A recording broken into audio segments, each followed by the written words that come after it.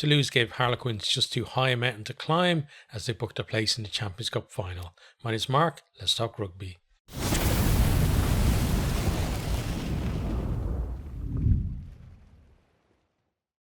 It was Toulouse that started this one well. They were pressing close to the Quins line the opening few minutes. Miafu with a really strong carry, like it was kind of a mini maul forms, and he pops the ball out from that just to keep it alive. Then some really great hands keep that ball moving and just make it really hard for Quins to realign their defence. Then a superb pass, I think it was from Entamac out to Labelle, who goes over in the corner. Conversions missed as 5-0. Dupont then with a great carry, and Toulouse back there close to that Quins line. Looks like a bit of patience and maybe they get over for another score, but this time Quins hold them out and they force a knock on. And Quins actually in the scrum today, they held up fairly well. Like a lot of people probably thought that they were it was going to go just one way, but I thought they actually did fairly well in the scrum. Their line out definitely needed a bit of work though. But then Quins then have a period of possession and they managed to work their way up to the 5 meters of the Toulouse line. Dombrandt then drives, he gets close, he tries to stretch out, but he's just short of the line. It's recycled then, and then it's moved out. It was basically players on one side of the post, and then Kerr passes it to Smith, who's just on the other side of the post, and he cuts back in against the grain, and that allows him to get through a gap and over to score. Converts his own try, and Quins hit the lead 7-5. Toulouse though don't waste much time in retaking the lead. They drive a ball from 5 meters out. Initially it looks like Quins are holding them, and maybe they're going to get that shout to use it, but you can just see that momentum begin to build, and as soon as it does, then the Quins maul defense just splinters. They're on the side of the maul now, and they're not really providing much defense. So over Toulouse go. Mauvaka is the score. This one is converted as 12-7. Quins then a few minutes later they respond with a maul of their own. They instead of going through the middle the way Toulouse did, they actually managed to kind of roll it a little bit and get to the side of Toulouse defense, so that they pretty much shear off that maul defense from Toulouse, and over they crash. Will Evans is the score, but I think crucially the conversion is missed, so we're still tied at 12 points all. And looking at the rest of the game, that was a chance for Quins to get themselves back in front. They never get back in front for the rest of the game, and there's just like mentally, there's and dynamically as well within the game, there's a difference between when you're chasing the game and not quite getting there, where it can be energy sapping for a team. Just that little mental lift that you get when you get yourselves in front really can boost them, but they never did that other than their first try that got them ahead 7-5. But from here then Toulouse, they put their foot on the gas again, put huge pressure on Quins at the restart. Kerr, he's at the back of a ruck, he flicks a pass to Cunningham South.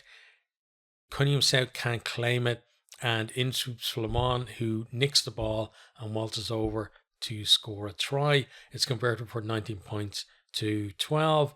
Quins then, they're looking to hit back from a line out just inside the Toulouse 22, mess it up completely. They overthrow it, and Willis gets the loose ball first, get it to Costes, and he breaks. Lovely step from him. I don't know who it was, but whoever the Quins player was just ended up flat on the back, and then surges forward, then puts a brilliant grubber kick in that holds up just before the line. Kinghorn wins the race to that. It's recycled and over goes Dupont to score. Kinghorn converts, and we're at 26 points to 12. Toulouse hungry for more scores before the break. And on the edge of the Quins 22, they've upped that pace again. And Mauvaka snipes through a gap, gets stopped just maybe a meter or two short of the line. But it took all of the Quins defenders that were there to stop him. So once the ball is out at the back there, Dupont can just pick it up and flop over to score. Conversion missed, and we're at 31 points to 12 at halftime. This seems a very long way back for Quins. At this point, Quins, though, they start the second half very well, in fairness to them. They work the ball within 10 metres. Esterhazen, he tried kind of, I don't know why he did it, but he did try to put a grubber kick through. I have seen them like do something similar to that in the Premiership where it come off, but I thought in a European semi-final, like, you know, potentially he's just kicked away possession there and cost his team a chance. But actually, it ricochets off a Toulouse player and back up into his hands, and then he gets brought down about 1 meter short of the line. Kerr then gets the ball to Marcus Smith, long pass from him out to Murley, and he goes over in the corner, despite a really good effort from, I'm pretty sure it was Kinghorn, to get across and tackle him, but still Murley was able to get it down. Converted for 31 points to 19. Quins then come again. Green with a strong carry, then great offload from him to Murley. Murley in behind. He's looking like he's getting a bit isolated, but he does well to kind of just avoid contact and you know, stay alive for that few extra seconds that it takes for support to get there. Gets stopped about 5 minutes short because Quins get players there just as he's tackled. They're able to get in there, recycle it quickly, and then Green has come on a nice line to finish off the move that he pretty much started. That one's converted for 30 points, or 31 points to 26, should I say. Then Quins, they keep coming and, you know, making their way towards that 22. And it looks like maybe if they get another chance here, if they get under a score now, it's game on, because up to this point, it's been about, you know, basically making up the points that you know, I'm not saying that they allowed Toulouse to score, because, you know, it takes two to tango, as it were. Basically making up that burst that Toulouse put in before half time. So almost they've almost wiped that out. But then you're thinking, even if they do score to get back level, they've still got to go again to try and win the game. And again, you know, that's going to take a lot of effort from them. But they're on the edge of the 22. Marlar is carrying into contact, and then Aldaheri gets over the ball, wins a penalty, and relieves that pressure that really was building on Toulouse at that point. But I think that was kind of it really was kind of the moment where the tide broke, as it were, the tide turned, because it felt like this, you know, the momentum was with Quins, and if they'd looked after that ball a little bit better, maybe then you know, they could have gotten themselves in for another score, but it wasn't to be. Aldaheri really did really well to, you know, identify that, get in over there and win that penalty as well. And then from here, then things just swing back the other way. We have a TMO check for a dangerous clear out by Walker on Dupont. Referee decides it's a yellow card because he decides that it's careless rather than reckless play, and you know, that there wasn't a high degree of danger in it. I honestly don't agree with that. I think you know, I don't like criticizing officials, but so I'm not going to go too far with this. But I have noticed, and it's not just the referee today, it's been a lot this season.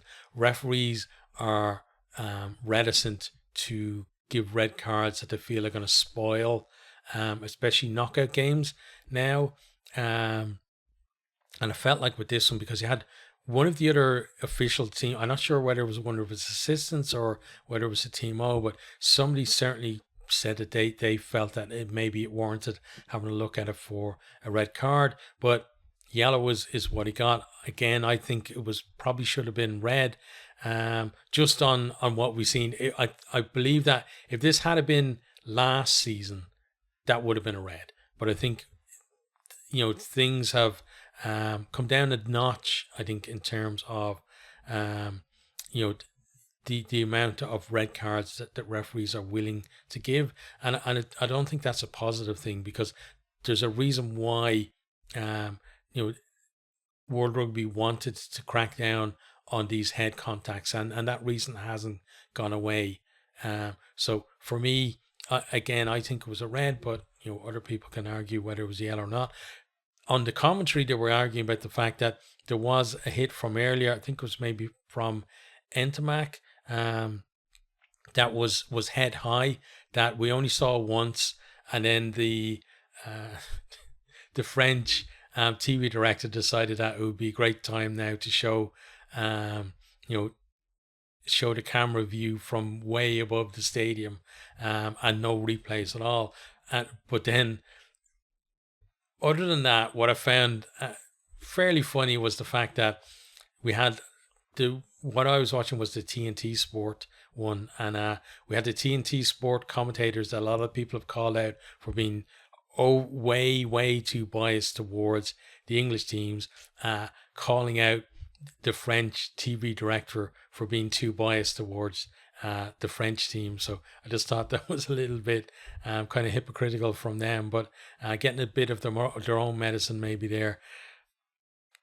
But for me, in terms of the whole thing, though, I think the original, the Toulon high tackle from earlier, and it was much earlier, definitely could have been looked at again. I think that would have been a yellow, but I think this one would have been a red. So maybe things kind of even themselves out overall. But Harlequins down to 14 now for the next 10 minutes, and Toulouse, waste no time at all in making that extra man count.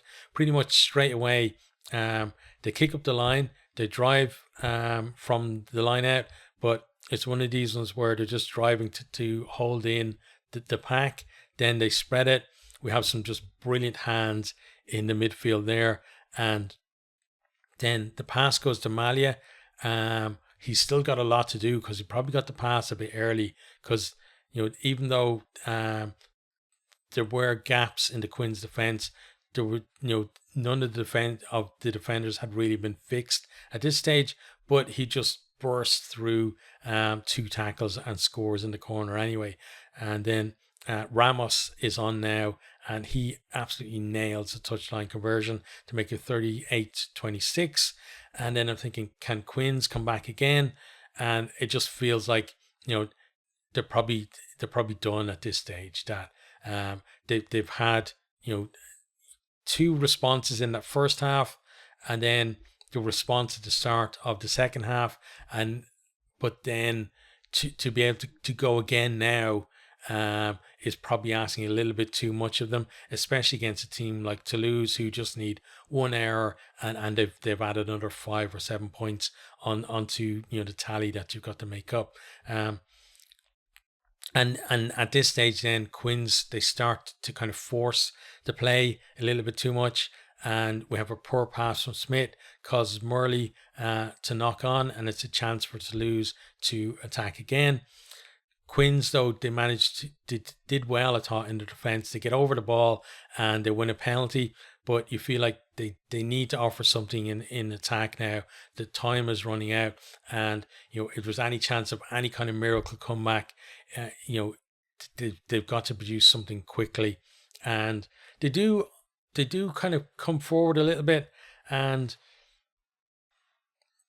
they got a little bit of momentum with but there's only a couple of minutes left on the clock. So it's basically they'd have to score and then do one of these crazy ones where you go through, first of all, you retain the ball from the restart, which they hadn't been doing very well for most of the game anyway. But then you're talking about going through, 30 plus phases maybe to work their way up into potential scoring position, but that's a lot to ask for the team at this stage. But they still got to get that first score, but I said they had a little bit of momentum. They got 2 minutes on the clock. They win a penalty, and you're thinking, well, if Smith is there, we've seen him before, quick tap and go, get them on the front foot, or they calm things down a little bit and they go to the corner. But you're thinking maybe with the clock running down, maybe the quick tap is the better option in terms of, if they can get that score and have time to restart the game, maybe that's the way to go. But Joe Marler has the ball, and Joe Marler has other ideas. He takes exception to, I think it was Ramos, something that he said, and Marler just like slaps him in the back of the head. And you're thinking, what? Like, how stupid are you? Like, the guy has how many years of experience, and he's always doing like stupid stuff like this, and he's completely cost his team there. I'm not going to say he cost his team the win, because I still think that even if Quins had a like kicked to the corner or done whatever, and even if they had to get over to score, I think Toulouse still would have seen out the game and won. So I'm not going to say that he cost them the win. He did cost them, though, that little glimmer of hope that they had left, that maybe that miracle was still there for them. But penalty gets reversed, and then the last 2 minutes just run down on the clock. Full time is 38 points to 26, and Toulouse absolutely deserved winners in that one. They, as I said, they were ahead for most of the game. Quins only ahead after that. The first try that they scored, and it wasn't too long before Toulouse retook the lead after that. We're going to have a look at some of the stats and then briefly talk about each of the teams from here as well. So let me just pull the stats up again. Some of these stats are going to be wrong because I don't know like who it is that does the official stats, but there's always certain stats that are wrong. And honestly, I would love it. I would love to have the job just filling in the stats for either the URC or like the Champions Cup and the Challenge Cup or wherever. I honestly think I would do a better job, and I don't know why it's a premier competition in rugby in the Northern Hemisphere, and we can't get stats properly updated within it's an hour after kickoff now. So we'll see though whether all the stats are here. But my prediction is that there were no line-out steals in this game, because apparently there have been none in the whole tournament. Okay, so let's start with scoring. So 38 points to 22, 6 tries to 4. So Quins, maybe it had been a pool game coming away with a bonus point at that, but there's no bonus points in semi-finals. It's all about you either win or you go home. Conversions then 4-3. I thought for both teams in terms of there were kicks, there were conversions that were maybe that those kickers would have got. I thought Smith probably could have gone 4 from 4 from him. I thought Kinghorn left a few points out there as well. Then kicking success 67% to 75. Attack, so 490 meters made by Toulouse, 507 for Quins. And again, it just kind of shows that even though Quins made more meters, Toulouse made more of the meters that they did make. And that's that's a difference, I think, in semi-finals and finals, is that efficiency of making the most of what you have, and Toulouse are past masters of that. Clean breaks then 9-7, Toulouse heading that one. Defenders beaten 14 for Toulouse, but 23 for Quins. So look at that. Just look at that for a second. So 14 defenders beaten for Toulouse, but they still had 9 clean breaks. For them, ones that caused real danger for Quins and led to some of the scores as well. Whereas if we look at Quins, 23 defenders beaten, but almost double what Toulouse got, but still they had less clean breaks than them. And it just shows you, again, I think at the highest level, that players being able to scramble and cut down someone who's just beating the defender to make sure that it doesn't turn into a clean break and have you on your back on your heels. Really is brilliant. And we talked about yesterday with Leinster with their scramble. Toulouse are another team that can do that really well. And Dupont is actually one of the ones that does it superbly, just because of the way his athleticism and his ability to get over cover ground, and also his ability to tackle beyond his size. Like, the guy is just a monster when he tackles, not just for a 9 either, just for a player. Passes then 99 to 162 territory, 48 to 52. Onto defense then. So tackles made 143 to 92. So Toulouse having to make the bulk of the tackles, but still still for a lot of that looking fairly comfortable in defense and harrying Harlequins as well at the breakdown, especially in that first half. I thought Quins did a little better at the breakdown in the second half, but there still were moments where Toulouse, it felt like the first half where Toulouse were just in there kind of almost like a free-for-all, disrupting that breakdown. In the second half, then it felt like they picked their moments to go in, and especially with the Aldaherry one where he won that penalty, I felt they did really well. But that tackle percentage then, or success, 86 to 87, so both kind of at the level you would expect from teams in a semi-final. Anywhere around, as I said before, 86, 7, 8 is that kind of pass mark, and then if you get into the 90s, then it's an excellent performance. Turnovers won then 13 to 9, and again, at crucial times for Toulouse, they got those turnovers that stopped Quins' momentum. Like Quins, they were scoring in bursts, and then Toulouse would just come in with a really important turnover and then flip the momentum back to themselves. Onto set piece then. So lineouts, 9-1 for Toulouse, 12 for Quins, but crucially Toulouse went 100% on the lineout, Quins only down at 80%, and the ones that they did lose were had a big impact in the game, especially that overthrow that led to that try for Dupont. Scrums won then 7 for Toulouse and 2 for Quins, but both going 100% in the scrums. So again, I think Quins acquitted themselves pretty well there, but Toulouse weren't under any pressure either when they were putting the ball in.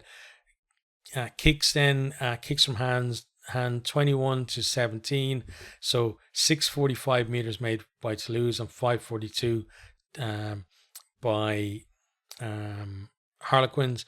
So again, I always come back to this, is that people talk about kicking in the game and how it doesn't lead to exciting games, but when you actually look at the stats, like a lot of really good, exciting teams, they do kick the ball a lot, and what they're doing is they're trying to find that kind of broken field position where it almost creates almost like a turnover ball. If you can retain a kick, or if you can just cause disruption and throw the opposite defense out of line, it gives you, especially for teams of the quality of Quins, but again, especially beyond that, the quality that Toulouse have, it really can be a game changer for them. Retain kicks then 2 for Toulouse, 4 for Quins, and onto the breakdown then. Oh yeah, and by the way, I'll just come back to something first. Lineout steals 0-0 again. Who would have guessed, eh? But onto the breakdown. Rucks apparently 0-0 and 0% each. Turnovers won in the ruck 13-9. Mauls total 5-2, both going 100% on the Mauls, and both got one pushover try at the Maul, but then Toulouse had a second one, I think, that came off some good work in the Maul as well. Moral meters gained then 5-2, and then onto discipline. Penalties conceded 12-8. So although Toulouse conceding the more penalties, again, I think they made the most. They made more of their penalties than Quins did. And then yellow cards, one for Quins that, again, I feel like should have been a red, but probably it should have been one yellow card for Toulouse and one red card for Quins. Okay, so that's our stats now. Let's just talk about both teams. So first of all, Harlequins, I think they did really well to make it this far. Given the fact that they'd never won a knockout game in this competition before this season, I think it was a really good run for them. I said before in my preview as well that they always had a chance because of that ability to score tries and bursts. But Toulouse, they're old dogs at semi-finals, and again, I think another crucial factor was Quins only led once in the whole game when it was a 7-5, and the fact that they were chasing the game meant that Toulouse just needed to capitalize on their mistakes to keep their noses in front and just make it so that Quins were always felt like they were trying to chase them down all the time. And in fairness to Quins, they did put in a great effort to come back, or almost come back, should I say, from being 19 points down at half time. But Toulouse just have that ability to wrest the momentum back and then go again, and it did that, to finish the game off. A word on Joe Mahler. So in the English media, sometimes he's referred to as a character, but I bet, like when he gave away that penalty, I bet there were some Quins fans had another name for him beginning with C right at that moment. But overall for Quins, I think well done to Quins. Let's see now, next season what that brings them. Will it be another adventure through the knockout stages, or is it going to be kind of a return to old ways and an early exit? Whichever, I'm looking forward to finding that out. For Toulouse, then, I thought they were excellent today. They haven't won this competition so many times without being able to perform in semi-finals. It wasn't maybe the margin that a lot of people were predicting beforehand, but they led for almost the entire game, and they always looked like that if they needed to, they could go up a gear and pull away again. And I did keep an eye on the performance of Costes in the midfield alongside Aki today, and that's thanks to is it Mahasa Matman, I think, right, for highlighting him. And thanks for all of your very insightful comments as well. I've really enjoyed interacting with you over the last little while. I thought that Costas had an excellent game today. Speed of foot and speed of thought were really on display from today, and some really good skills as well with ball in hand, and then that just that kick that he put through was just pinpoint as well. And I think he's going to be something special if he keeps developing in this vein as well. There's the whole thing though of next season. Can he first of all stay fit, and then can he develop at the same level? But it looks like he definitely has the talent to do it. So let's see. I'm excited to see first of all him in the final, and then I'm excited to see him then next year as well, just to see how good a player he really is going to be. But for Toulouse, so aggressive at the breakdown in that first half. they just hustled and harried Quins, not letting them settle and just punish mistakes ruthlessly. They never take the foot off the throat as well. That's something I really admire about this Toulouse team. Like, they never give a sucker an even break. If they have a chance to pile on more points on it, that's exactly what they're going to do. And after that, more and more and more. And even when Quins are coming back, it still felt like, Toulouse were poised to strike. And, so I think from the point of view of this game, even though, again, Quins came back a couple of times, it still felt like Toulouse were in control for the most part of the most important, aspect of the game, which is the scoreboard. In terms of then, the final, so people, will inevitably start talking about recent meetings between Leinster and Toulouse, how, Leinster have won them pretty comfortably. But I think, looking at this Toulouse team, it looks like they've got a renewed hunger. I think that makes those recent meetings against Leinster less relevant than maybe they would be otherwise.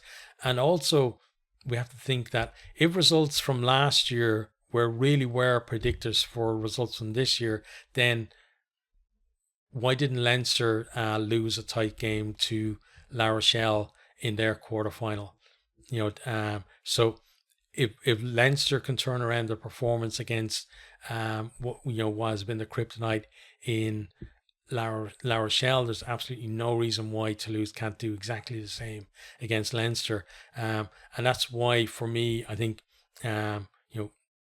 Toulouse, they're the ones that are looking in the better form of the two finalists, and I've got them as my favourites for the final. And from now, the Kings in Europe, they march on.